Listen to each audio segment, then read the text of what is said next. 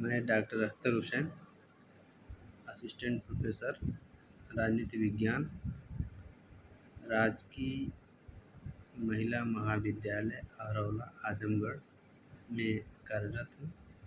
आज हम लोग भारतीय संविधान के प्रस्तावना पर चर्चा करेंगे। जिस प्रकार प्रत्येक बुक या पुस्तक के प्रारंभ में एक प्राकथन होता है, जिसमें पुस्तक की विषय वस्तु, उसका उद्देश्य, क्षेत्र तथा उपागम आदि का उल्लेख होता है, जो पुस्तक का सार होता है, ठीक उसी तरह सभी संविधानों के प्रारंभ में एक प्रस्तावना होती है, जिसमें शासन व्यवस्था के मूल आधारों, उसके दर्शन, स्वरूप तथा लक्ष्य आदि का उल्लेख होता है। इसे हम पढ़कर उस देश के शासन प्रणाली तथा उस देश की जनता तथा सरकार के मध्य जो संबंध होते हैं, उन संबंधों को हम ज्ञात करते हैं। इस प्रकार संविधान का परिचय जो कराने वाली चीज़ है वह है प्रस्तावना। इसे संविधान का आत्मा कहते हैं। भारतीय संविधान की प्रस्तावना का आधार जवाहरलाल नेहरू, जो हमारे प्रथम प्रधानमंत्री थे, के द्वारा तैयार किया हुआ उद्देश्य प्रस्ताव है, जिसे 13 दिसंबर 1946 को संविधान निर्मात्री सभा में प्रस्तुत किया गया था, जिसे प्रारूप समिति ने फरवरी 1948 और संविधान निर्मात्री सभा ने 17 अक्टूबर 1948 को एक्सेप्ट किया। 1976 में 42वें संविधान संशोधन के माध्यम से इसमें 3 शब्दों को जोड़ा गया: समाजवादी, पंथनिरपेक्ष तथा अखंडता। इस प्रकार जो वर्तमान स्वरूप है हमारी प्रस्तावना का, वह इस प्रकार है। हम भारत के लोग भारत को एक संपूर्ण प्रभुत्व संपन्न, समाजवादी, पंथनिरपेक्ष, लोकतंत्रात्मक गणराज्य बनाने के लिए तथा उसके समस्त नागरिकों को सामाजिक, आर्थिक और राजनीतिक न्याय, विचार, अभिव्यक्ति, विश्वास, धर्म और उपासना की स्वतंत्रता, प्रतिष्ठा और अवसर की समता प्राप्त करने के लिए तथा उन सब में व्यक्ति की गरिमा और राष्ट्र की एकता और अखंडता सुनिश्चित करने वाली बंधुता बढ़ाने के लिए दृढ़ संकल्प होकर इस संविधान सभा में आज तारीख 26 नवंबर 1949 नीति मार्ग शीर्ष शुक्ल सप्तमी संवत 2006 विक्रमी को एतद द्वारा इस संविधान को अंगीकृत, अधिनियमित तथा आत्मार्पित करते हैं। अध्ययन की सुविधा की दृष्टि से यदि देखा जाए तो हम प्रस्तावना को समझने के लिए 4 भागों में बांट सकते हैं। पहला, सत्ता का स्रोत। सत्ता का स्रोत हम भारत के लोग शब्द से ही निहित है, अर्थात भारतीय जनता ने अपनी इच्छा अनुसार, अपनी सुविधा अनुसार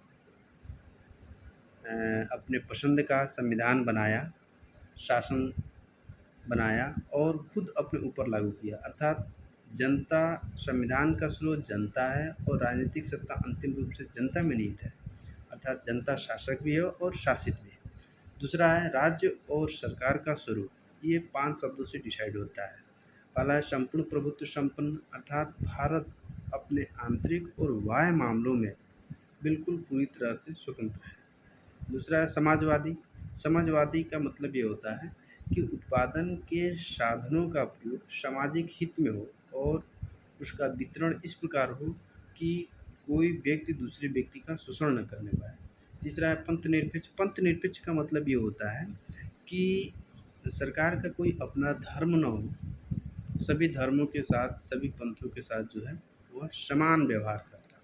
फिर लोकतंत्रात्मक का अर्थ ये होता है कि समानता एवं स्वतंत्रता के सिद्धांत पर आधारित सरकार जनता द्वारा निर्वाचित तथा जनता के प्रति ही उत्तरदायी होनी चाहिए। फिर गणराज्य। गणराज्य का मतलब ये होता है कि देश का जो मुखिया है, प्रधान है, वह प्रत्यक्ष या अप्रत्यक्ष रूप से निर्वाचित होना चाहिए और वह वंशानुगत नहीं होना चाहिए। अगला टॉपिक है तीसरा, शासन व्यवस्था का लक्ष्य। इसमें संविधान की प्रस्तावना में ही शासन व्यवस्था के लक्ष्यों को निर्धारित किया गया है। इसमें पहला लक्ष्य है न्याय। न्याय किसकी? सामाजिक, आर्थिक और राजनीतिक। सामाजिक न्याय का मतलब ये होता है कि सभी को विकास के समान अवसर उपलब्ध हो, बिना उसकी जाति, पात, जन्म स्थान को ध्यान में रखे हुए सभी को समान अवसर मिले।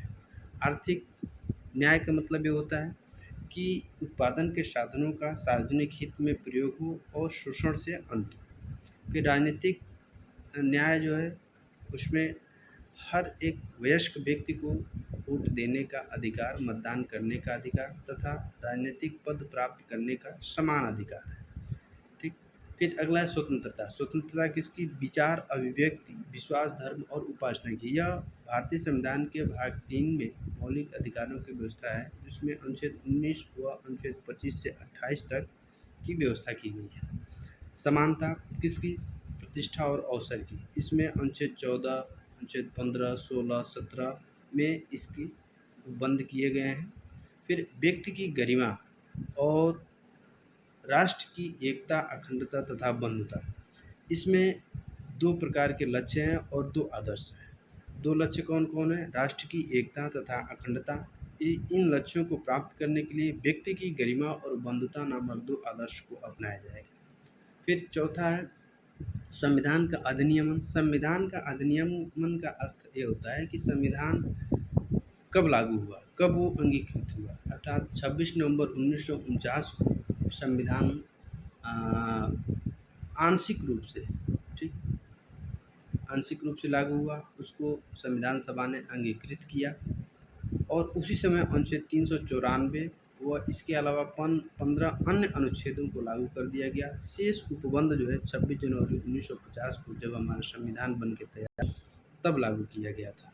देखो जहाँ तक संविधान की प्रस्तावना के महत्व से संबंधित है तो इसका बहुत बड़ा महत्व है। क्यों? क्योंकि हमारे संविधान की झलक है ये, ठीक। इसलिए संविधान की प्रस्तावना को संविधान की आत्मा कहा जाता है। संविधान निर्मात्री सभा के विद्वान या सदस्य के मुंशी थे। उन्होंने कहा कि संविधान की प्रस्तावना संविधान की राजनीतिक कुंडली है, ठीक है। इसकी प्रस्तावना की सबसे बड़ी विशेषता यह है कि यह उन समस्त आदर्शों एवं सिद्धांतों का उल्लेख करती है जो हमारे संविधान की आधारशिला है, ठीक है। इसी तरह केशवानंद भारतीवाद में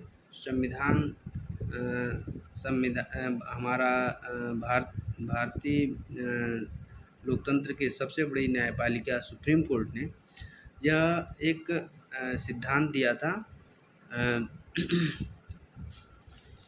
आधारभूत ढांचे का सिद्धांत, जिसमें न्यायपालिका आधारभूत ढांचे के सिद्धांत में संसद भी उसके मूलभूत सिद्धांत को परिवर्तित नहीं कर सकती है, नहीं बदल सकती है। और मूलभूत सिद्धांत क्या है? वह संविधान की प्रस्तावना में निहित है, ठीक है। इस प्रकार अब हम अपनी वाणी को विराम देते हैं।